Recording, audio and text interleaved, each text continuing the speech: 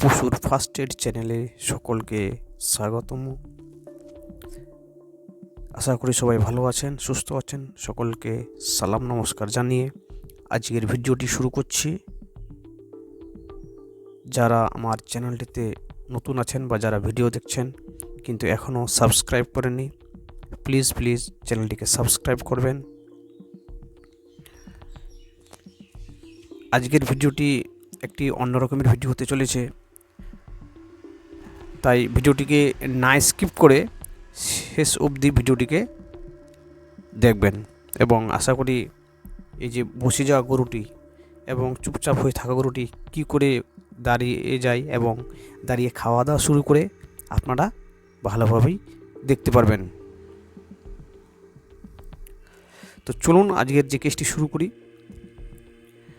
আজকে যখন আমি এই পশু খামারি ভাইটি আমাকে কল করে এবং জানার পরে ওখানে যাওয়ার পরে জানতে পারি যে গরুটি 3 থেকে 4 দিন ধরে উঠে দাঁড়াতে পারেনি এবং ঠিকঠাক করে খাওয়া দাওয়া করে নাই। জাস্ট একদিন আগেই বাচ্চা হয়েছে এবং বাচ্চা হওয়ার পর যে ফুল বা ঝরা বা যেটাকে প্লাসেন্টা বলে সেটাও ঠিকঠাক কিন্তু পড়েনি। আপনারা ভালো করে লক্ষ্য করলে দেখতে পাবেন যে ঝরা বা ফুল বা প্লাসেন্টা কিন্তু এখনও আছে ওই যে পিছনের দিকে। এবং গরুর যে কন্ডিশন নিশ্চয়ই আপনারা দেখতেছেন যে খুবই বাজে বা দুর্বল অবস্থা, ডেবিলিটি কন্ডিশনে চলে গেছে। এই মতো অবস্থা থেকে গরুটিকে ট্রিটমেন্ট করা হয়েছে এবং ট্রিটমেন্ট করানোর পর গরুটি দাঁড়িয়েছে এবং খেয়েছে। আপনারা তার প্রমাণ ভিডিওর শেষে পাবেন বা দেখবেন, তাই ভিডিওটিকে স্কিপ করবেন না এবং দেখতে থাকুন। গরুটির কন্ডিশন যেহেতু ডেবিলিটি এবং আমি গিয়ে দেখি যে পরিস্থিতি খুব খারাপ, তাই স্যালাইনের জন্য আস্তে আস্তে করে আমি রেডি হই। যেহেতু একটু ঠান্ডা তাই আমি একটু গরম জলে স্যালাইনটাকে রেখে দিয়েছি যেন তার বডির সঙ্গে টেম্পারেচারটা একটু ঠিকঠাকভাবে হয় এবং গরুটি যেন না কাঁপাকাঁপি বা ঠান্ডা লাগে। তো কেসটা যেটা আমি ডায়াগনোসিস বা আমার নজরে আসলো, আমার যেটা মনে হলো সেটা কিন্তু এখানে তার যে কারণ 2 থেকে 3টার কারণের অধিক কারণ এই কেসের মধ্যে আছে। আপনারা দেখতে পাচ্ছেন যে হাড় পাঁজর সব বেরিয়ে গেছে এবং কি পরিস্থিতি এতই খারাপ যে একজন ব্যক্তি একটা গরুকে কন্ট্রোল করে দিচ্ছে। শুয়ে গেল মনে হচ্ছে, কোনো ব্যাপার না। এই যে একেবারে শুয়ে গেল বা উঠে একটু ঝটপটানি বা ঝাঁকানি বা পায়ে একটু বল দেখানো কিচ্ছু করছে না, তার মানে এতই তার অবস্থা শোচনীয় বা খারাপ। ওই জন্যই কিন্তু আলটিমেটলি একবারে শুয়ে গেছে। তো যাই হোক, আমরা স্যালাইনের প্রস্তুতি নিচ্ছি এবং আস্তে আস্তে করে স্যালাইন করেছি। এর যে ডায়াগনোসিসগুলো যেটা আমার মনে হয়েছিল, এটার 2 থেকে 3 রকমের কারণ থাকতে বা তার অধিকও কারণ থাকতে পারে। প্রথম আমি যে কারণটি দেখেছি বা কেস হিস্ট্রি নিয়ে যেটা জানতে পারলাম যে এই গরুটি প্রায় ডোবা বা নদীর পাশের যে ঘাস সেখানে যায় এবং কি ঘাস খায় এবং গরুর যে ওনার বা মালিক সে কিন্তু কৃমি বা ডিওয়ার্মিং যে ওষুধ কোনোদিন খাওয়ায়নি। তার জন্য কিন্তু তার যে মানে ভিতরের যে ব্লাড সেটা একটা কারণ অ্যানিমিয়া কন্ডিশন, অর্থাৎ রক্ত অল্পতা নাই, রক্ত অল্পতা একেবারে প্রচুর পরিমাণে ঘটে গেছে, রক্ত নেই বললেই চলে। তাই ওইটা একটা কারণ। দ্বিতীয় কারণ হচ্ছে বাচ্চা দেওয়ার পরে আমাদের অনেক মিনারেলস, ভিটামিন, ক্যালসিয়ামের যে লেভেল ডাউন হয়ে যায় এবং অনেক এনার্জি লস হয়, সেটা কারণ। তার সঙ্গে আনুষঙ্গিক যে কারণগুলো মানে আফটার পার্চুরেশন, অর্থাৎ বাচ্চা দেওয়ার পরে যে হারে জন্ম দেওয়া হয়, বাচ্চা দেওয়ার পরে যে হারে যত্ন নেওয়া হয় বা তাকে যে কেয়ার করানো হয়, সেই যত্ন বা কেয়ারটুকু আলটিমেটলি নেয়নি।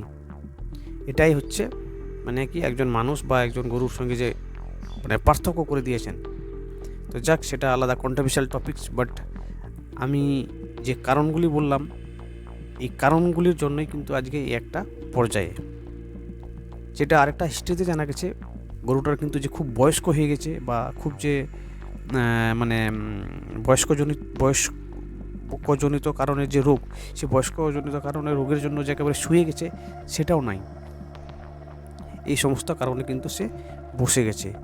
ওনার ঠিকঠাক করে যদি কৃমির ওষুধটুকু বা মাঝে মাঝে যে সমস্ত প্রয়োজনীয় ওষুধগুলো খাওয়ানো দরকার যদি খাওয়াতো, হয়তো আজকে এই অবস্থায় আসতো না। গরুর মানে দুধ দিয়েছে, দুধের সঙ্গে যেমন মিনারেলস ভিটামিন বেরিয়ে গেছে, তার সঙ্গে সঙ্গে কৃমিতে সমস্ত কিছু শেষ করে দিয়েছে। তো এই সমস্ত কারণ, তো যাই হোক, এগুলো মোটামুটি এই সমস্ত কারণকে মাথায় রেখে ট্রিটমেন্ট শুরু করা হয়। ট্রিটমেন্টের মধ্যে স্যালাইন, এই স্যালাইন চলতেছে। স্যালাইনে অবশ্যই আমাদের ডেক্সট্রোজ দেওয়া হয়, এবং ডেক্সট্রোজ স্যালাইনের সঙ্গে সঙ্গে আমরা স্যালাইনের সঙ্গে দিয়ে থাকি ভিটামিন বি কমপ্লেক্স জাতীয় যে ওষুধগুলো হয় সেটাও, এবং তার সঙ্গে ফসফরাস আছে, এবং তার সঙ্গে আছে আপনার আরও অন্যান্য যে নার্ভাইন জাতীয় যে মেডিসিনগুলো সেগুলো দেওয়া হয়, এবং আরও অন্যান্য ইঞ্জেকশনপাতি করা হয়। করানোর পর এই যে আপনারা দেখতেছেন যে আমরা এইখানে দিচ্ছি, আমরা বি কমপ্লেক্স অলরেডি দিচ্ছি, ভিটামিন বি কমপ্লেক্স দিয়ে দিলাম। তার জন্য স্যালাইনটা যে সাদা ছিল, সাদা থেকে একটু হালকা হলুদ রঙে পরিণত হয়েছে। তো যে কারণগুলো আমি বলছিলাম, আপনারা যারা ভিডিওটা দেখতেছেন এবং যাদের বাড়িতে এরকম দুধ দেওয়া গরু আছে বা দুধ দেয়, এভাবে করে আপনারা একটু অবহেলা বা অযত্নে রাখবেন না। আপনারা ঠিকঠাক টাইমে গরুর কৃমির ওষুধটা, আমি বারবার বলতেছি, গরুকে যদি আপনারা ঠিকঠাকভাবে কৃমির ওষুধ খাওয়ান, তাহলে কিন্তু 50% মানে যে রোগ হওয়ার কোনো চান্সেই থাকবে না। তাই আপনারা সবাই সজাগ হবেন এবং সচেতন হবেন, এবং কোনোভাবেই অবহেলা করবেন না। আমি বারবার বলি যে পশুও কিন্তু একটা জীব, মানুষও কিন্তু একটা জীব, পার্থক্য তারা কথা বলতে পারে না, আমরা কথা বলি। এবং দেখতেছেন যে আপনারা এক স্যালাইন শেষ হওয়ার পরে আমি আরেকটা স্যালাইনের দিচ্ছি। এভাবে কিন্তু স্যালাইন এবং ক্যালসিয়াম সমস্ত কিছু দেওয়া হয়, এবং গরুটি খুব আস্তে আস্তে তার যে চোখের চাহনিটা ছিল সেটা কিন্তু অনেকটাই ভালোর দিকে চলে আসে, এবং আমরা স্যালাইন করি। যেহেতু শীতকাল, তাই একটু গরম জলে আমি একটু মানে যে গরম জলে ছিল ঠান্ডা স্যালাইনটা, সেই স্যালাইনটাকে একটু গরম করে নিচ্ছি, যেন শরীরের যে বডি টেম্পারেচার তার সঙ্গে একটু ম্যাচ হয়, এবং কোনো স্যালাইন চলাকালীন যেন কোনো সমস্যা না হয়।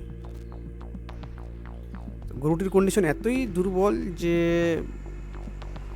গরু শুয়ে গেছে, এবং আপনারা দেখতেছেন যে হাড় পাঁজরগুলো প্রায় দেখা যাচ্ছে। ডেবিলিটি কন্ডিশন মানে ভাষায় ব্যাখ্যা করা যাবে না।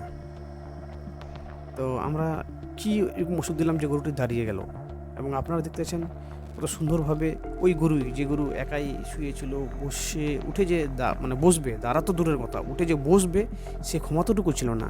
কিন্তু আজকে দেখতেছেন এখন জাস্ট স্যালাইন শেষ হয়েছে এবং গরু দাঁড়িয়ে গেছে, ওইদিকে বাচ্চাও বসে আছে, এবং ওর যে ফুল বা প্লাসেন্টা কিন্তু এখনও পড়েনি, তো সেটারও ব্যবস্থা করে দেওয়া হচ্ছে, এবং খাচ্ছে, মুখ নড়াচ্ছে। এটাই একটা কিন্তু ম্যাজিক, এটাই কিন্তু একটা ম্যাজিক। এবং এই যে উঠে দাঁড়ালো, খাচ্ছে, যাচ্ছে, মনে হচ্ছে যে গরুটার কিছুই নাই।